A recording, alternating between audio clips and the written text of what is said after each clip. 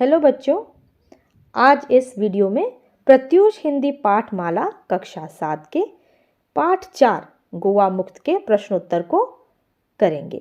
तो चलिए शुरू करते हैं इस वीडियो को। तो बच्चों, पहला क्वेश्चन है, निम्नलिखित प्रश्नों के उत्तर दीजिए। क है, पुर्तगाली प्रशासन की दमन की नीति चलाने पर भारत ने क्या किया? तो बच्चों उत्तर है, पुर्तगाली प्रशासन की दमन की नीति चलाने पर भारत ने पुर्तगाली नियंत्रण वाले इलाकों की नाकेबंदी कर दी और वीज़ा प्रणाली शुरू करके उन इलाकों में बाहरी मदद का पहुंचना बंद करवा दिया। क्वेश्चन ख है, भारत ने गोवा विलय का फैसला क्यों लिया? उत्तर है बच्चों, जब शांतिपूर्ण आंदोलन और राजनीतिक कोशिशों से कोई विकल्प न निकला तो भारत ने गोवा को मुक्त करवाकर भारत में विलय करने का फैसला किया। क्वेश्चन ग है, भारत के तीनों अंगों ने इलाके की घेराबंदी कैसे की? उत्तर होगा बच्चों, भारतीय वायुसेना को पुर्तगालियों को दाबोलिम पंजिम के हवाई अड्डे का इस्तेमाल करने से रोकने और बाम्बोलिम की बेतार संचार प्रणालियों को ध्वस्त करने के अतिरिक्त थल सेना की मदद करने का काम सौंपा गया। INS विक्रांत सहित नौसेना का काम था समुद्री रास्तों को रोकना, बंदरगाहों से बारूदी सुरंगों को हटाना और गोलाबारी से सेना की मदद करना। इस प्रकार सेना के तीनों अंगों ने इलाके की घेरेबंदी की।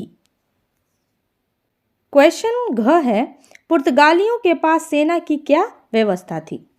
उत्तर है बच्चों, पुर्तगाली सेना में 4000 इन्फेंट्री जवान, 2000 पुलिसकर्मी और बॉर्डर गार्ड्स के अतिरिक्त एक समुद्री लड़ाकू जहाज और 2 हल्के दर्जे के हवाई जहाज थे। क्वेश्चन अंग है, गवर्नर जनरल सिल्वा ने पुर्तगालियों और अन्य विदेशियों को बाहर निकालना कब और क्यों शुरू किया? उत्तर होगा बच्चों, गवर्नर जनरल सिल्वा ने जब देखा कि आखिरी समय में कुछ टैंक भेदी हथियारों को वहां लाने की उनकी योजना सफल नहीं हुई तो जनरल सिल्वा ने पुर्तगालियों और अन्य विदेशियों को बाहर निकालना शुरू किया क्योंकि उन्हें मुकाबले का नतीजा पता था। प्रश्न च, 19 दिसंबर 1952 को पणजी में समर्पण समारोह कैसे संपन्न हुआ? उत्तर है बच्चों, 19 दिसंबर के दिन सेना ने पणजी में बिना किसी विरोध के प्रवेश किया और अगौड़ा के किले पर कब्जा करके सारे कैदी रिहा कर दिया। फिर आत्मसमर्पण समारोह के लिए सेना गोवा के वास्को डी गामा शहर गई, जहां शाम 20:30 बजे गोवा के governor general Manuel Antonio Vassalo de Silva ने भारतीय सेना अध्यक्ष जनरल थापर के समक्ष आत्मसमर्पण किया। इस तरह पुर्तगालियों के 400 वर्ष से अधिक समय के शासन का अंत हुआ। क्वेश्चन 2 है, प्रश्न 2 में हम करेंगे पाठ्यांश पढ़कर प्रश्नों के उत्तर लिखिए। तो बच्चों, ये जो नीचे पाठ्यांश दिया हुआ है ये आपके बुक में है। इस ऑपरेशन को ऑपरेशन विजय का नाम दिया गया से लेके 4 मद्रास तथा रेजिमेंट के 20 राजपूत को दीव पर कब्जा करना था। ये जो पाठ्यांश का जो अंश है आप अपने बुक से देख सकते हैं। क्वेश्चन क है, ऑपरेशन विजय की योजना क्या थी? उत्तर है बच्चों, ऑपरेशन विजय की यह योजना थी कि सेना के तीनों अंगों को इस्तेमाल करते हुए पुर्तगालियों द्वारा शासित इलाके में कई दिशाओं से घुसकर एक छोटे परंतु तेज हमले से महत्वपूर्ण शहरों पर कब्जा कर लिया जाए। प्रश्न ख, ऑपरेशन विजय किस कमांडर की अध्यक्षता में किया गया? उत्तर है बच्चों, ऑपरेशन विजय लेफ्टिनेंट जनरल JN चौधरी की अध्यक्षता में किया गया। प्रश्न ग, 17 इन्फेंट्री डिवीज़न और 50 पैरा ब्रिगेड को किसे नियंत्रण में लेना था? उत्तर है बच्चों 17 इन्फेंट्री डिवीज़न और 50 पैरा ब्रिगेड को पुर्तगालियों द्वारा शासित इलाकों को नियंत्रण में लेना था। प्रश्न घ, दीव पर कब्जा किस यूनिट द्वारा किया जाना था? तो उत्तर होगा बच्चों 4 मद्रास तथा रेजिमेंट 20 राजपूत को दीव पर कब्जा करना था।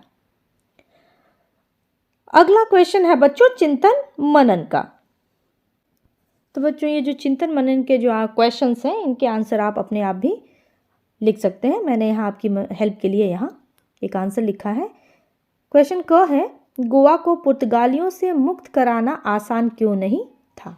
तो मैंने आंसर लिखा है बच्चों गोवा को पुर्तगालियों से मुक्त कराना आसान इसलिए नहीं था क्योंकि वो 400 वर्ष से अधिक समय से गोवा में शासन कर रहे थे और उन्होंने अपने शासन को पूरी तरह से स्थापित कर लिया था।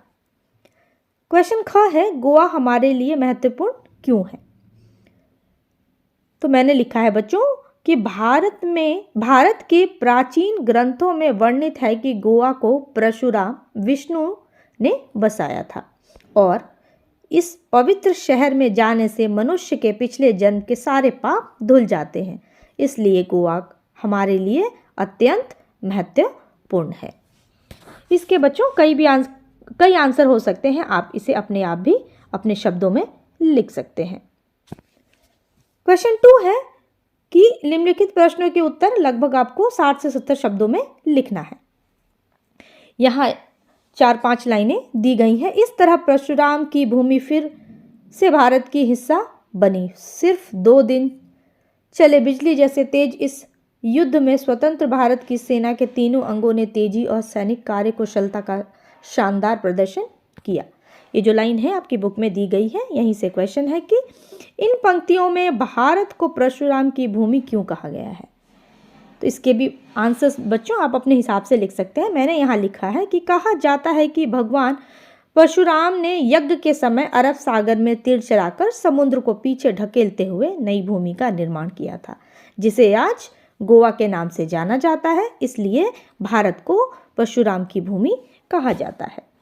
नेक्स्ट क्वेश्चन है बच्चों इन पंक्तियों के आधार पर भारतीय सेना के तीनों अंगों के बारे में लिखिए। जो आपने अभी 2-3 पंक्तियां ऊपर पढ़ी हैं उसी को देखते हुए आपको इसके आंसर को लिखना है। तो मैंने लिखा है कि भारतीय सेना के तीनों अंग अपने शौर्य और पराक्रम के लिए पूरे विश्व में प्रसिद्ध हैं।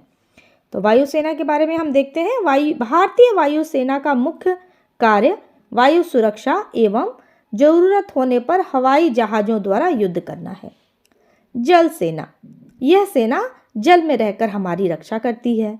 और अगर हम थल सेना की बात करें तो थल सेना वह सेना है जो मुख्य रूप से भूमि पर रहकर हमारी रक्षा करती है। यहाँ समाप्त होता है पार्ट 4 गोवा मुक्त के प्रश्न उत्तर। आई होप बच्चों आपको ये क्वेश्चन आंसर समझ आए होंगे और ये जो चिंतन मनन के बाद जो क्वेश्चंस हैं ये इसके आंसर्स आप अपने हिसाब से भी लिख सकते हैं। सो मिलते हैं नेक्स्ट वीडियो में। Till then good bye and thank you for watching this video. Thank you.